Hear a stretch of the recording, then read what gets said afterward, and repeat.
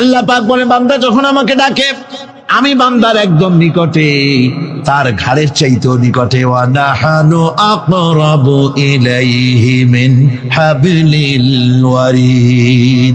আমি আমার বান্দার সারা যে রগের উপরে তার মাথা, এর থেকেও আমি আমার বান্দার বেশি নিকটে। সুবহানাল্লাহ পড়েন।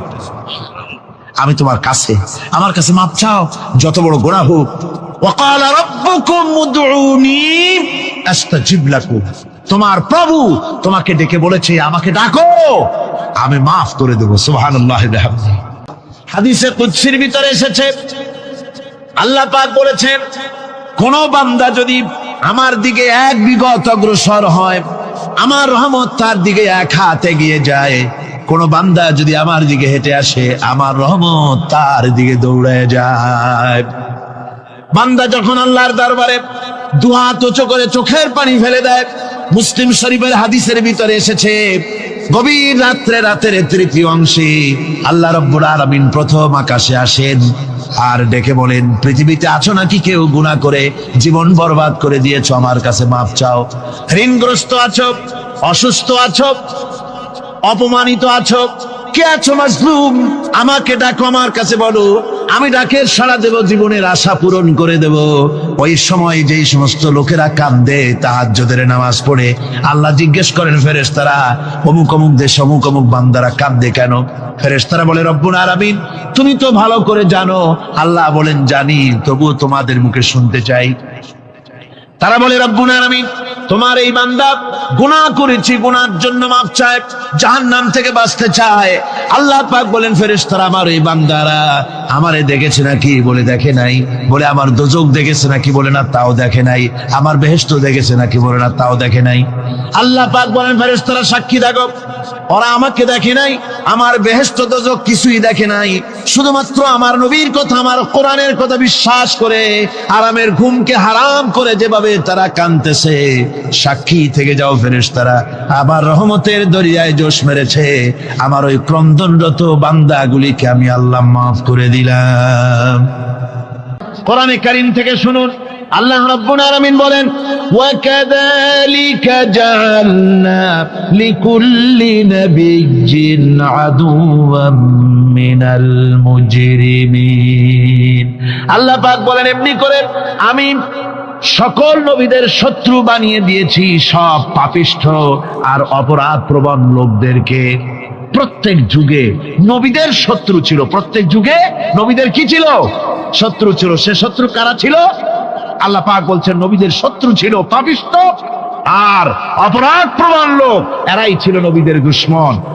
রাসূলগণের অবস্থা যদি এই হয়, তাহলে তার উম্মত, ওই দিনের ধারক বাহক যারা, তাদের বুঝি বিপদ আপদ হবে না নাকি? হবে কিনা? মুমিনদেরকে, পয়গম্বরদেরকে, সাহাবীদেরকে এবং ঈমানদারদেরকে মারে কেন?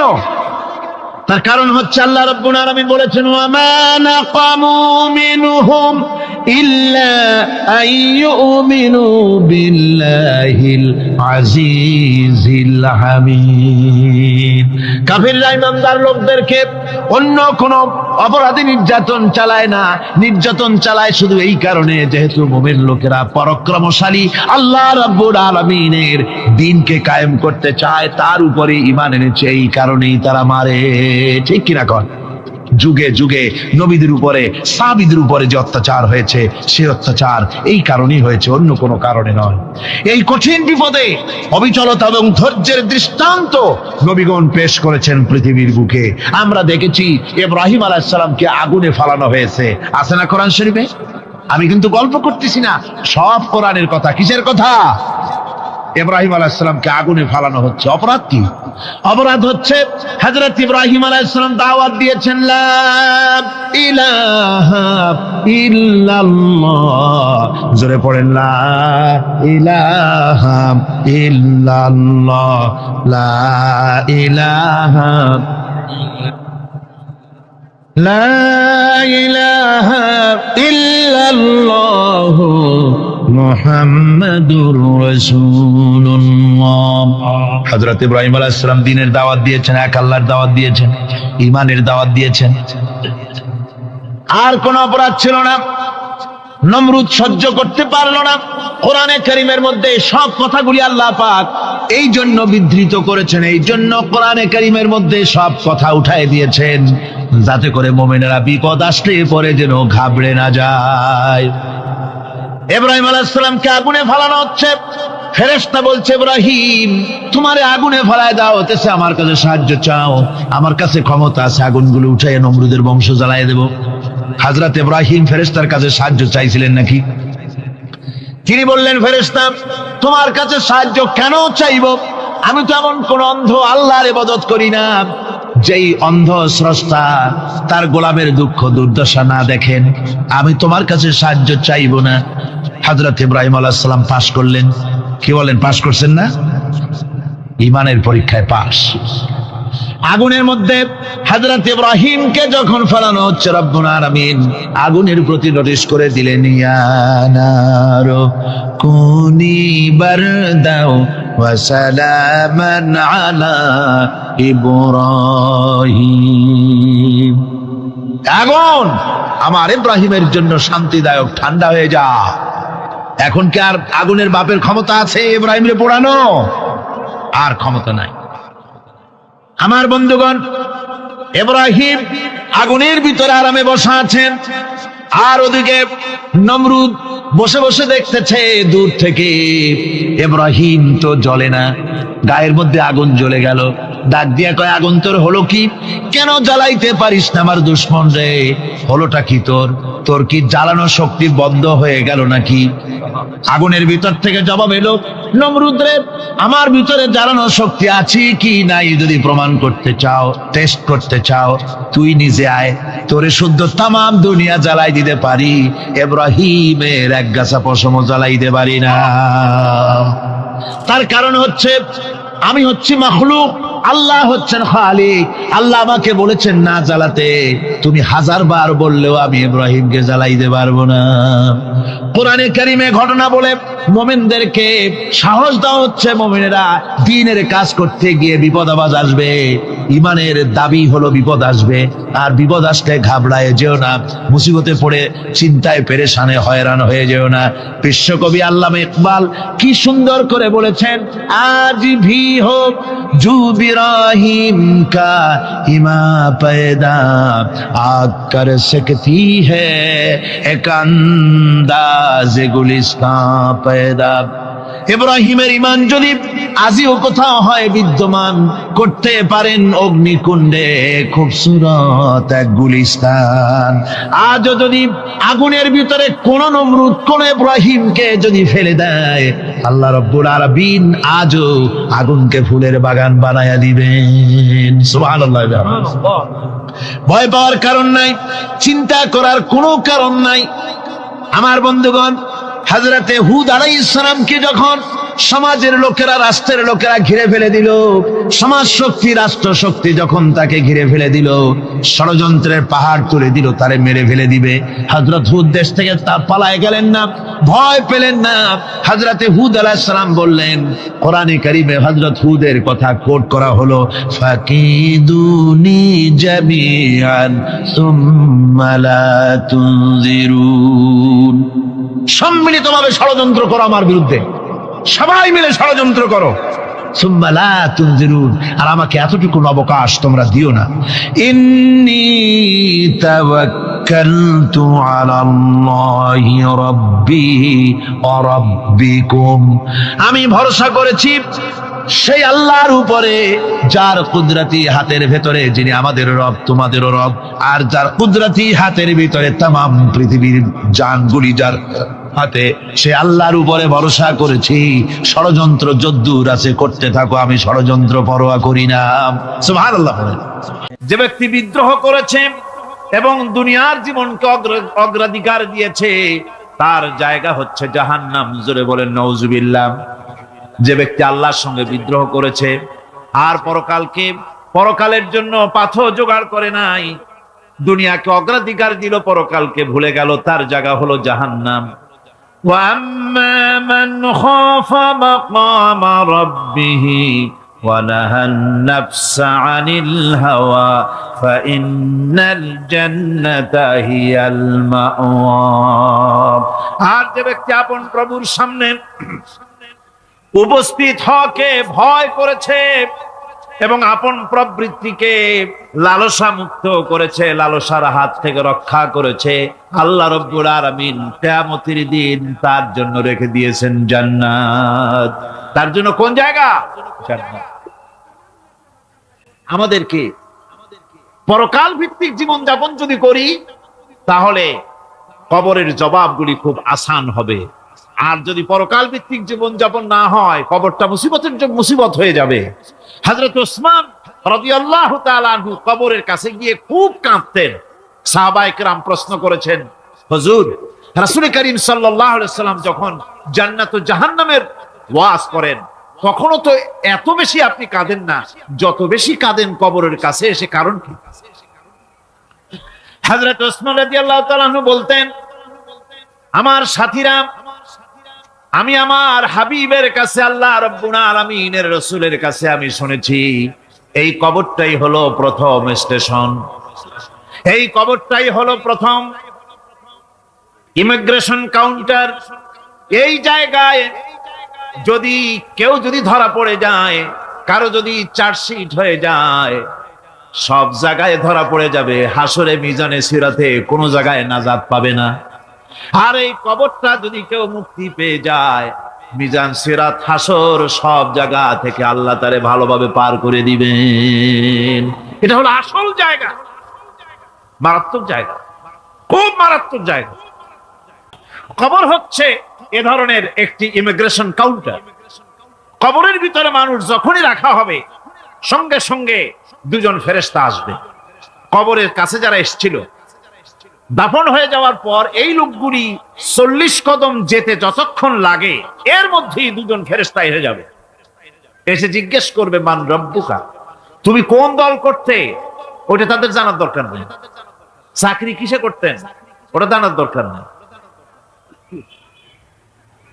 ব্যবসা করতেন না চাকরি করতেন প্রয়োজন নেই।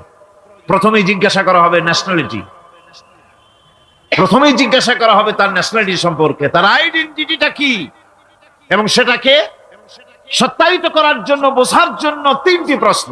প্রথম প্রশ্ন, মান রব্বুকা ওয়া মা দীনুকা ওয়া মান নাবিয়্যুকা, তোমার রব কে, তোমার দ্বীন কি, তোমার নবী কে।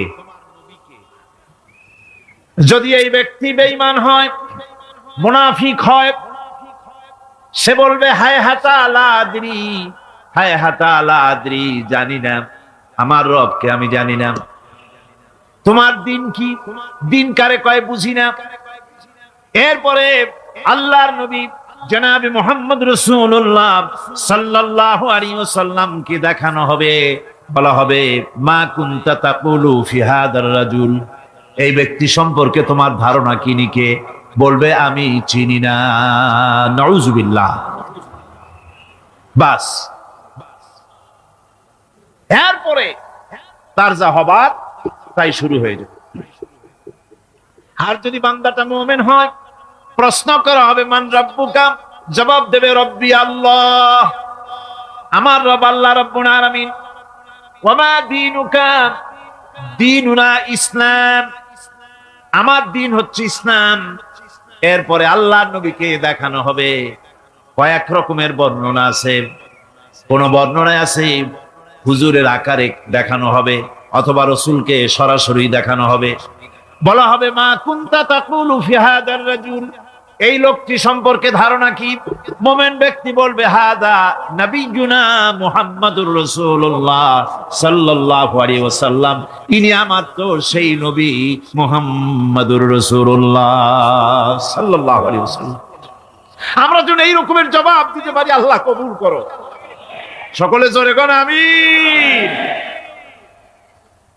জবাব হয়ে যাওয়ার পর গায়ব থেকে আওয়াজ আসবে, ফাফরিশু বিল জান্নাতি ওয়ালবিসু বিল জান্নাহ, ও আমার ফেরেশতারা, আমার এই বান্দাকে জান্নাতের পোশাক পরায়া দাও আর কবরটাকে জান্নাতের বিছানা বিছায়া দাও।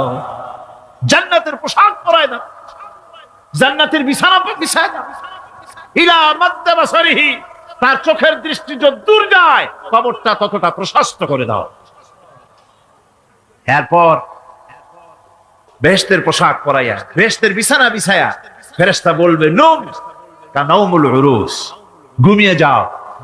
দুলামিয়া যেমন বাসর সজ্জায় নতুন বউ নিয়ে আরামে ঘুমায়, এরকম আরামে ঘুমায় যাও। ইলা ইয়াউমিল কিয়ামা, কিয়ামত পর্যন্ত ঘুমায় থাক, আরামে ঘুমিয়ে থাকবে। এরপরে সিংগায় ফুৎকার হবে, সিংগার ফুৎকারের আওয়াজে তার ঘুম ভেঙে যাবে। বলবে ইয়া ওয়াইলানা মান বা'আথানা মিন মারকাদিনা, হায় আফসোস, আমার এত আরামের ঘুম থেকে কে আমাকে জাগ্রত করলো, আমার ঘুমটারে নষ্ট করলো কে? আওয়াজ আসবে হাদা মা ওয়াদার রহমান ওয়া সাদাকাল মুরসালুন, এটা হচ্ছে রহমানের সেই ওয়াদা, আর মুরসালিনরা নবীরা সত্য কথাই বলেছিলেন, সেই কিয়ামত অনুষ্ঠিত হচ্ছে। আমার বন্ধুগণ, সেজন্য এই দুনিয়ার মোহে পড়ে থাকলে পরে দুনিয়ায় যারা অগ্রাধিকার দিবে দুনিয়াকে পরকালের তুলনায়, জবাব দিতে পারবে না কবরের ভিতরে গিয়া। আর যারা পরকালকে অগ্রাধিকার দিবে, দুনিয়ার চাইতে পরকালকে বেশি অগ্রাধিকার দেবে, আর আল্লাহর ভয় কলিজার ভিতরে রাখবে, কবরের জবাব সঠিকভাবে দিতে পারবে, কিয়ামতের দিন আল্লাহ রাব্বুল আলামিন তাদের জন্য জান্নাত দান করবেন। জোরে বলেন আমিন। দুনিয়াটা হচ্ছে দুনিয়া যেখানে আমরা আসি। আমি আগেই বলেছি দুনিয়া হচ্ছে আদনা শব্দ থেকে এর উৎপত্তি হয়েছে, তুচ্ছ নিকৃষ্ট, এটার দাম নাই, এটার মূল্য নাই। তবুও দুনিয়ার মায়া মানুষের এত বেশি।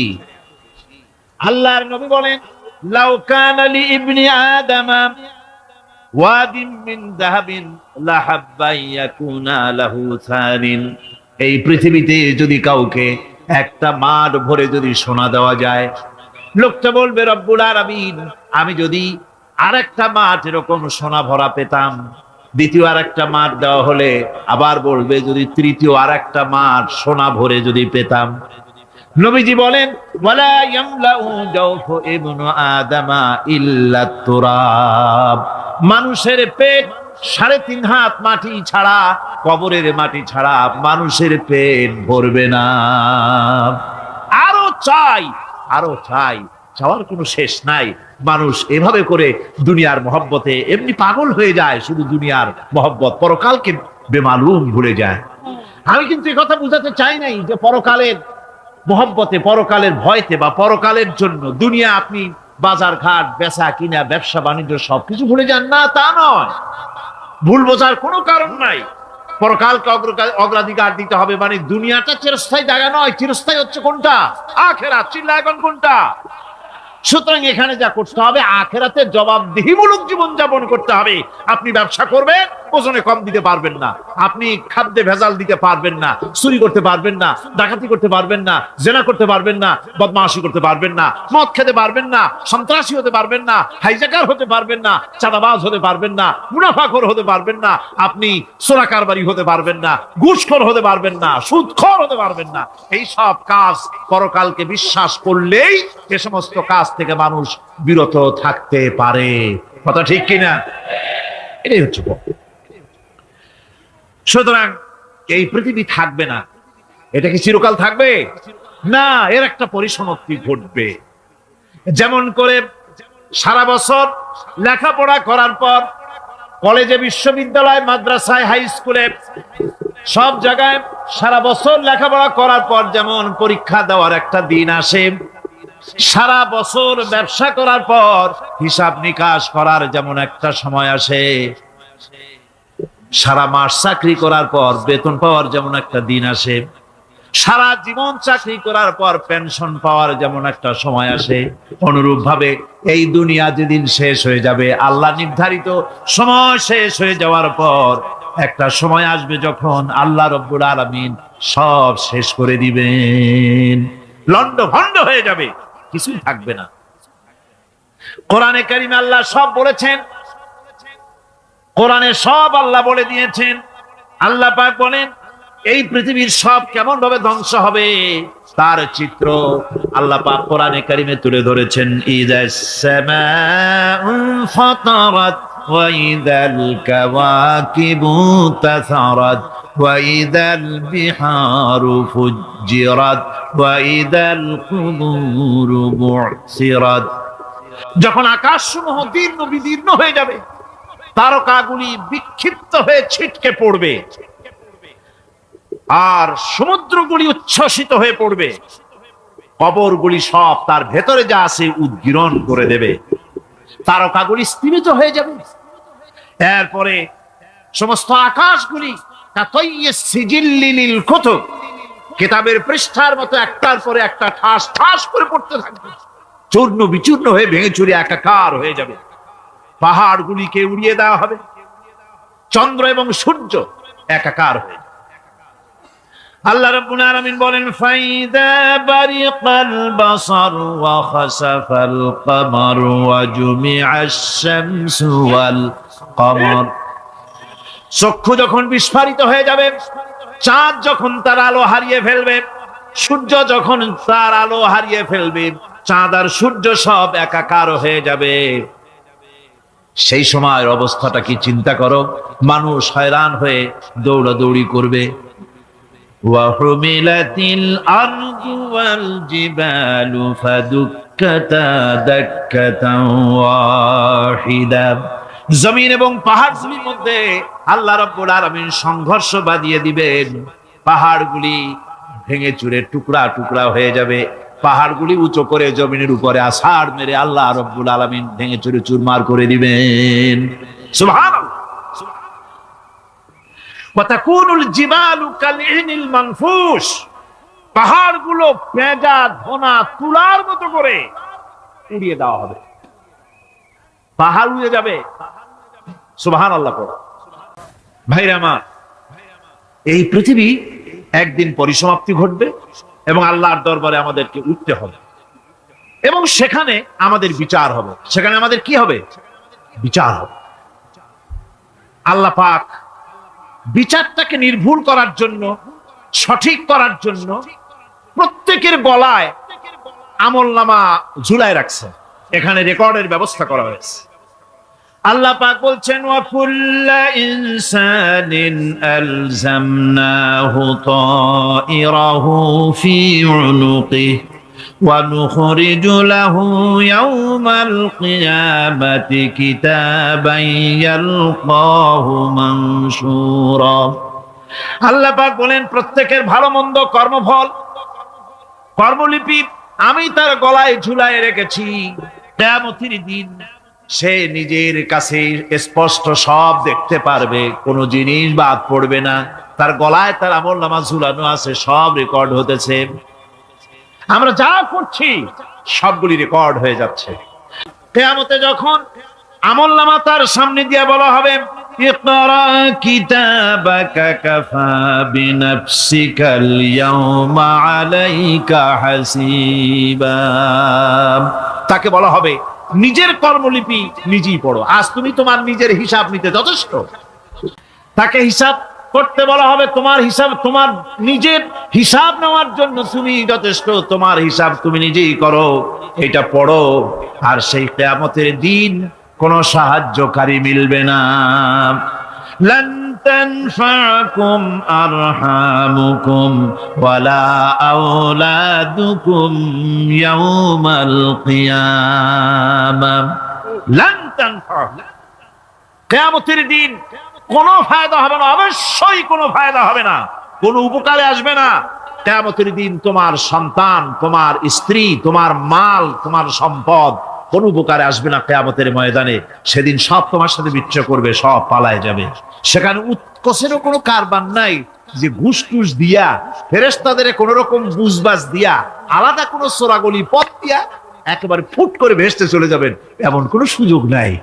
অনেকে বলে, হুজুর এমন কিছু দোয়া শিখায় দেন যাতে ওই সব জেহাদ বোমা এগুলি খুব ভয় পাই, ওসব রাস্তা টাস্তা না, খুব সহজে কিছু দোয়া দুরূদ করিয়া আস্তে করে জান্নাতে চলে যাওয়া যায়, এরকম একটা দোয়া, এরকম একটা পথ বলে দেন। আমি বলি, ভাই এরকমের কোন চোরাগলি আমার রাসূল আবিষ্কার করতে পারেন নাই, আল্লাহর পয়গম্বরের ওই ধরনের কোন পথ আবিষ্কার করতে পারেন নাই। সেখানে কিয়ামতের দিন কাউকে উৎকোচ গ্রহণ করার কেউ নাই, উৎকোচ দেওয়া যাবে না। আর উৎকোচ দিবি না কি, আপনার কাছে কিছু নাইও, থাকলেও নেওয়ার কেউ নাই। এই দুনিয়ায় ফাঁকিবাজি করে বহুত কিছু করা যায়, কিন্তু কিয়ামতের মাঠে এগুলি কিছুই চলবে না। اليوم لا ينفع مال ولا بنون। কিয়ামতের দিন ধন সন্তান সন্ততি আর সম্পদ কোনো কাজে লাগবে না। সেদিন শুধু আমল, আমল যদি ভালো হয় কাজে লাগবে, আমল খারাপ হবে সব শেষ হয়ে যাবে। আল্লাহ রাব্বুল আলামিন নবীজিকে ডেকে বলেছেন, নবী আপনি বলেন, কুল মা কুনতু বিদআম মিনার রাসূল, আপনি বলুন আমি কোন নতুন রাসূল নই, আমার আগে অনেক নবী রাসূল পৃথিবীতে এসেছেন, তারা বিদায় হয়ে গেছেন। আমি জানি না কিয়ামতের দিন আল্লাহ রাব্বুল আলামিন আমার সাথে কি ব্যবহার করবেন, আর আমি এও জানি না যে কিয়ামতের দিন আল্লাহ পাক তোমাদের সাথে কি ব্যবহার করবেন। এই আয়াত নাযিল হওয়ার পর আল্লাহর হাবিব তার মেয়েকে ডাকলেন, জামাইকে ডাকলেন, নাতিদেরকে ডাকলেন, আহলে বাইতদেরকে ডাকলেন, আর বললেন, ও আমার মেয়ে, কলিজার টুকরা ফাতেমা গো শোনো, কেবলমাত্র আয়াত নাযিল হয়ে গেল, আল্লাহ পাক আমাকে শুনাইছেন কিয়ামতের দিন আমি জানি না আমার সঙ্গে কি ব্যবহার করা হবে, আর এও জানি না যে তোমাদের সাথে কি ব্যবহার করা হবে। ও আমার কলিজার টুকরা মেয়ে ফাতেমা, কিয়ামতের দিন মুহাম্মদ সাল্লাল্লাহু আলাইহি সাল্লামের মেয়ে, এই হিসাবে তোমার নাজাতের ফয়সালা হবে না। ও আমার কলিজার টুকরা নাতি হাসান আর হোসেন, কিয়ামতের দিন মুহাম্মদ সাল্লাল্লাহু আলাইহি সাল্লামের নাতি হিসাবে ফয়সালা হবে না। ও আমার জামাই হযরতে আলী, কিয়ামতের দিন আমার জামাই হিসাবে নাজাতের ফয়সালা হবে না। আমল যদি ভালো হয় ফয়সালা ভালো হবে, জান্নাতে চলে যাবে। আমল যদি খারাপ হয় কার নাতি কার জামাই দেখা হবে না। সুবহানাল্লাহ। কঠিন কিয়ামতের মাঠ। এই পরকালের বিশ্বাস যদি কলিজার মধ্যে ঢোকে মানুষ ভালো হয়ে যাবে। কোন সুবহানাল্লাহ। বন্ধুগণ, এরপরে একটা জীবন আসবে ওই কিয়ামতের ময়দানে। এই পরকালের বিশ্বাসটা গুরুত্বপূর্ণ ব্যাপার, আমাদের সব কিছুর হিসাব দেওয়া লাগবে। আল্লাহ পাক বলেন, ইন্নাস সামআ ওয়াল বাসারা ওয়াল ফুআদা কুল্লু উলাইকা আনহু মাসউলা। নিঃসন্দেহে মানুষের শ্রবণ শক্তি, দর্শন শক্তি এবং তার অন্তঃকরণের কল্পনা সম্পর্কে আল্লাহ রাব্বুল আলামিনের কাছে জিজ্ঞাসিত হতে হবে। কান দিয়া কি করেছিলা, চোখ দিয়া কি করেছিলা, মুখ দিয়া কি করেছিলে, হাত দিয়ে কি করেছিলে, সবকিছুর জবাব আল্লাহ রাব্বুল আলামিনের কাছে দিতে হবে। সবটার জবাব দিতে হবে, কোনো কিছু বাদ যাবে না। এমনকি মনের ভিতরে যে কল্পনা আমরা করি, এই কল্পনার হিসাবও আল্লাহর দরবারে দিতে হবে। কোরআনে কারীম বলছেন, ওয়া ইন তুবদু মা ফি আনফুসিকুম আও তুখফুহু ইউহাসিবকুম বিহিল্লাহ। মনের ভিতরে তুমি যেটা কল্পনা করো সেটা প্রকাশ করো, অথবা তুমি গোপন রাখো, যাই তুমি করো না কেন আল্লাহ রাব্বুল আলামিন এর হিসাবও তোমার কাছে নেবেন। ফায়াগফিরু লিমান ইয়াশা ওয়া ইউআযযিবু মান ইয়াশা ওয়াল্লাহু আলা কুল্লি শাইইন কাদির। মহান আল্লাহ পাক বলেন, করার পর তোমার মনের ভিতরে কি কল্পনা করেছিলে ওইটার হিসাব আমি নেব। হিসাব নেওয়ার পর যারে খুশি ক্ষমা করে দেব, যাকে খুশি শাস্তি প্রদান করব। সবকিছুর উপরে আল্লাহ রাব্বুল আলামিন শক্তিমান, সব তিনি করতে পারেন, সমস্ত কুদরত রয়েছে তার। সুতরাং মানুষদেরকে, আল্লাহর বান্দাদেরকে বিশ্বাস করতে হবে যে আমার কোনো কথা বাদ যাবে না, কথাগুলি রেকর্ড হচ্ছে, কথা রেকর্ড হচ্ছে। মুখ আছে বলেই যা খুশি তা বলা যাবে না, কান আছে বলেই যা খুশি তা শোনা যাবে না, চোখ আছে বলেই যা খুশি তা দেখা যাবে না, হাত পা আছে বলেই যা খুশি তা করা যাবে না। সবটার পেছনে আল্লাহ রাব্বুল আলামিনকে ভয় করা লাগবে। মহান আল্লাহ রাব্বুল আলামিন বলে, বান্দারে তোমার সমস্ত কার্যাবলী, এমনকি তোমার চাহনিটা পর্যন্ত কার দিকে কি নিয়তে তাকায়ছো, কেউ জানে না, আমি আল্লাহ রব্বুল আলামিন জানি। وَيَعْلَمُ خَائِنَةَ الْأَعْيُنِ وَمَا تُخْفِي الصُّدُورُ। তোমার অন্তঃকরণ কি জিনিস গোপন করে, আর তোমার চক্ষু কি লুকোচুরি খেলে, আমি টের পাই। সুবহানাল্লাহ বিহামদি। চশমার ফাঁক দিয়া কি দেখো, কারে দেখো, কি নজরে দেখো, সানগ্লাস পরিয়া, কেউ ঠিক পায় না, আমি ঠিক পাই। সুবহানাল্লাহ, জোরে কোন সুবহানাল্লাহ। সুতরাং চোখের নজরের হিসাব হবে, হাতের কাজের হিসাব হবে, পায়ের চলার হিসাব হবে, আপনার বলার হিসাব হবে, মুখে যা বলেছেন, যা করেছেন, হাত পাও দিয়ে যা করেছেন, সবকিছুর হিসাব হবে কিয়ামতের দিন। আল্লাহর দরবারে সবকিছু উপস্থিত হবে, কোনো জিনিস বাদ পড়বে না। فَمَن يَعْمَلْ مِثْقَالَ ذَرَّةٍ خَيْرًا يَرَهُ وَمَن يَعْمَلْ مِثْقَالَ ذَرَّةٍ شَرًّا يَرَهُ। ছোট্ট একটা ভালো কাজ যদি করো, তাও হাজির করা হবে সামান্যতম ভালো কাজও তোমার বাদ পড়বে না। আর ক্ষুদ্রতম কোনো খারাপ কাজ করলে তাও উপস্থিত করা হবে, সব তোমার সামনে, কোনো জিনিস বাদ পড়বে না, সব দেখতে পাবে কিয়ামতের দিন। ভালো কাজটাও আর খারাপ কাজটাও আল্লাহর কাছে সেদিন আল্লাহ পাক মানুষের সামনে উপস্থিত করে দিবেন। আল্লাহ পাক বলছেন, সেদিন এই জমিন, তার ভিতরে যা লুক্কায়িত ছিল, জমিন সব বের করে দেবে। কাআন্নাহুম জারাদুম মুনতাশির। টিড্ডি, ফড়িংগুলি, পোকাগুলি মাটির থেকে যেমন বেরোয়, এ মাটির ভিতরে যা আছে কিয়ামতের দিন সব মাটি বের করে দেবে।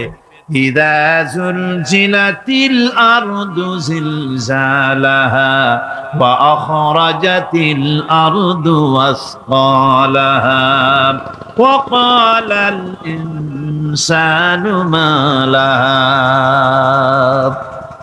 এ জমিনকে ঝাঁকি মারা হবে প্রবল এক ঝাঁকুনি, প্রবল এক ঝাঁকুনিতে এই পৃথিবীর মধ্যে যা কিছু আছে সব বেরিয়ে যাবে। সুবহানাল্লাহ কইতে ইচ্ছা করে না মিয়ারা? এক ঝাঁকুনিতে পৃথিবী সব বের করে দেবে। মানুষ হয়রান হয়ে বলবে, কি হয়েছে, এ মাটির হলোটা কি? আমার বন্ধুগণ, মানুষ হয়রান হয়ে গিয়ে বলবে, মাটির কি হলো? আল্লাহ রাব্বুল আলামিন বলেন, ইয়াউমাইদিন তুহাদ্দিসু আখবারাহা বিআন্না রাব্বাকা আওহালাহা। জমিনের উপরে যা ঘটেছে, জমিন তা সব বের করে দেবে, সব প্রকাশ করে দেবে। আর এটা এই জন্য হবে যেহেতু তার রবের হুকুম হয়েছে, তার রব হুকুম করেছে, বের করে দে। জমিনের ভিতরে আছে যা সব বেরিয়ে যাবে, আকাশ ভেঙে পড়বে, পাহাড় উড়ে যাবে, জমিনের ভিতরে যা আছে সব উপরে চলে আসবে, পৃথিবীতে সব শেষ, কিচ্ছু নাই, আকাশ নাই, পাহাড় নাই, সমুদ্র নাই, সব একাকার, চন্দ্র নাই, সূর্য নাই, তারকা নাই, গ্যালাক্সি নাই, মহাশূন্য নাই, সব শেষ। আল্লাহ রাব্বুল আলামিন সমস্ত ফেরেশতাদেরকে শেষ করে দিবেন, সকলের মওত হয়ে যাবে, কেউ আর থাকবে না। এমনকি হযরতে আজরাইল মালাকুল মউত তিনিও থাকবেন না, সব আল্লাহ রাব্বুল আলামিন মৃত্যু করে দিবেন। এরপরে আল্লাহ রাব্বুল আলামিন একা তিনি বলবেন, ইয়া দুনিয়া আইনা আনহারুকি, এ পৃথিবী তোর সেই সমুদ্রগুলো কোথায়, নদীগুলি কোথায়? ইয়া দুনিয়া আইনা আশজারুকি, হে দুনিয়া তোমার গাছগুলি কোথায়? এত বন বনানি, এত গাছ ছিল। ইয়া দুনিয়া আইনা জিবালুকি, হে পৃথিবী তোর জমিনে যত পাহাড় ছিল, পাহাড়গুলি কই? যত স্বৈরাচার ছিল জমিনের উপরে, যারা স্বৈরাচারী মনোবৃত্তি নিয়ে মানুষ ধ্বংস করেছে, দেশ ধ্বংস করেছে, মায়ের বুক খালি করেছে, ওই স্বৈরাচারগুলি কই? কোনো জবাব নাই। আল্লাহ পাকের পরে বলবেন, লিমানিল মুলকুল ইয়াউম, কার রাজত্ব আজকে? রাজত্বটা কার? আল্লাহ তিনবার আওয়াজ দিবেন, আজকে রাজত্ব কার? আল্লাহ পাক যখন 3 বার করে ডাক দিবেন, কোনো জবাব নাই, কোনো জবাব নাই। কে জবাব দেবে? আল্লাহ রাব্বুল আলামিনের সামনে কার ক্ষমতা আছে কথা বলার? কেউ তো নাই, সব শেষ। আল্লাহ পাক বলবেন লিল্লাহিল ওয়াহিদুল কাহ্হার, একমাত্র পরাক্রমশালী আল্লাহ রাব্বুল আলামিনের রাজত্ব আছে। সেই হাসরের মাঠে আমাদের সকলকে উপস্থিত হয়ে যেতে হবে। কেউ আমরা এখান থেকে বাঁচতে পারবো না, সবাইকে উঠতে হবে। অপরাধীরা সেখানে অসহায় হয়ে যাবে, অপরাধীরা অসহায় হয়ে যাবে। আল্লাহ পাক বলেন ফাইযা জাআতিস সাখাতু ইয়াওমা ইয়াফিরুল মারউ মিন আখিহি ওয়া উম্মিহি ওয়া আবিহি ওয়া সাহিবাতিহি ওয়া বানিহি। অবশেষে যখন কান ফাটানো আওয়াজ আসবে, এই আওয়াজ সেদিন মানুষ নিজের মা বাপ ভাই বোন সব থেকে বিচ্ছিন্ন হয়ে যাবে, সব একের থেকে আরেকজন পালায় যাবে, হারায় যাবে, কেউ কাউকে আর খুঁজে পাবে না। সেদিন ওই কিয়ামতের মাঠে বিভীষিকাময় দৃশ্য, মানুষ হয়রান হয়ে যাবে। মাথার 1 হাত অথবা অর্ধ মাইল অথবা 1 বিগত এতটুকুন উপরে ওই প্রকাণ্ড সূর্যটার তাপ আসবে, গুনাহগারের মাথার চান্দি ফেটে গিয়া মগজগুলি গলে গলে নাক কান দিয়ে বের পড়তে লাগবে, জিহ্বাটা কুকুরের মতো ঝুলে নাভিস্থল পর্যন্ত পড়ে যাবে, মাটিটা সূর্যের উত্তাপে তামার মতো গরম হয়ে যাবে, সারা হাসর জুড়ে আওয়াজ হবে পানি পানি পানি।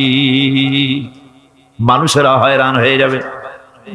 সেই হাসরের ময়দানে এই চরম কষ্টের ভিতরে আল্লাহ রাব্বুল আলামিন বলেন সেদিন 2টো ভাগ হয়ে যাবে।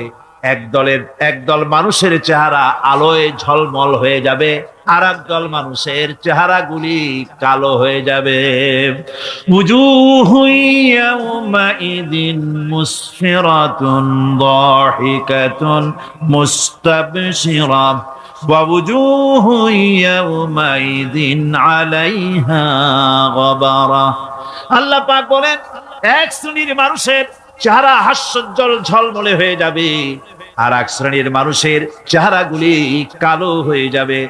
তারহাকুহা কাতারা উলাইকা হুমুল কাফারাতুল ফাজারা। হাস্যোজ্জ্বল, স্বচ্ছন্দপূর্ণ, সুন্দর, উজ্জ্বল ঝলমলে চেহারা হবে ঈমান আনার কারণে, পরকালকে বিশ্বাস করার কারণে, আল্লাহ এবং রাসূলের কথা অনুযায়ী জীবন যাপনের কারণে চেহারাটা উজ্জ্বল হয়ে যাবে। আর আল্লাহর নাফরমানি, রাসূলের নাফরমানি, পরকালকে অস্বীকার করার কারণে কাফের গুলির চেহারা, মুনাফিক গুলির চেহারা কালো হয়ে যাবে। তাদেরকে আলাদা করে দেওয়া হবে। আমতাজুল ইয়াওমা আইয়ুহাল মুজরিমুন, মুজরিমদেরকে আলাদা করে দেওয়া হবে, 2টা ভাগ হয়ে যাবে। এই চরম অবস্থা সৃষ্টি হবে কিয়ামতের ময়দানে। সেদিন রাসূল করিম সাল্লাল্লাহু আলাইহি ওয়াসাল্লাম উম্মতের জন্য সুপারিশ করবেন। সেই সুপারিশ যেন আমাদের করতে পারেন, সেজন্য আমাদেরকে তৈরি করতে হবে, সে ধরনের যোগ্য আমাদেরকে বানাতে হবে। বন্ধুগণ, এই পরকালীন জীবন, এর সম্ভাবনা, এটা যে হবে এবং সেই পরকালে আমাদের সকলকে যে উঠতে হবে, কিয়ামতে আল্লাহর কাছে জীবনের সবকিছুর জবাবদিহি করতে হবে, এই ভীতি সৃষ্টি করতে চায় আল্লাহ পাক মানুষের ভেতরে। আল্লাহ পাকের চাইতে মানুষের কল্যাণকামী আর কেউ আছে? চিল্লায় কোন আল্লাহর চাইতে, বিশ্ববাসীর সৃষ্টি জগতের কল্যাণকামী আল্লাহর চাইতে, রাসূলের চাইতে বেশি কেউ কি আছে? সে আল্লাহ পাক সব বলে দিলেন, ওপেন সিক্রেট করে দিলেন, সব গোপন ফাঁস করে দিলেন। কেমনে বিচার হবে, কেমনে কিয়ামত অনুষ্ঠিত হবে, কেমনে কি হবে, সব খুলে খুলে আল্লাহ পাক বলে দিলেন আমাদেরকে ভালো হওয়ার জন্য। কোরআনে কারীম বলছে লাইসাল বিররা আন তুওয়াল্লু ওয়ুজুহাকুম কিবালাল মাশরিকি ওয়াল মাগরিব। পূর্ব পশ্চিমে মাথা ঘুরানো, সার নত করা, মাথা ঘুরানো, মুখ ঘুরানো, এটাই কিন্তু সৎ কাজ এবং পুণ্যবানের জন্য, পুণ্যবান হওয়ার সৎ কাজ করার নেককার হওয়ার জন্য যথেষ্ট নয়, বরং ওয়ালাকিন্নাল বিররা মান আমানা বিল্লাহি ওয়াল ইয়াউমিল আখির। প্রকৃতপক্ষে সৎকারী মুমিন, ভালো কাজ করা, প্রকৃত মুমিন, সত্যিকারের ভালো মানুষ, সত্যিকারের ইমানদার হওয়ার জন্য 10টি কাজ লাগবে। কয়টি কাজ? 10টি কাজ লাগবে। সেই 10টি কাজের একটি কাজ গত বছর আপনাদের খেদমতে আরজ করা হয়েছে, 2টি বলা হয়েছে, বাকি আজকে বললাম আর একটা, হয়ে গেল 3টা। বাকি আছে কয়টা? 7। বাকি আছে আরো 7। পরকাল ভিত্তিক জীবনযাপন যদি করতে পারি তাহলে আমরা হব দুনিয়ার শ্রেষ্ঠ মানুষ। কোন আলহামদুলিল্লাহ।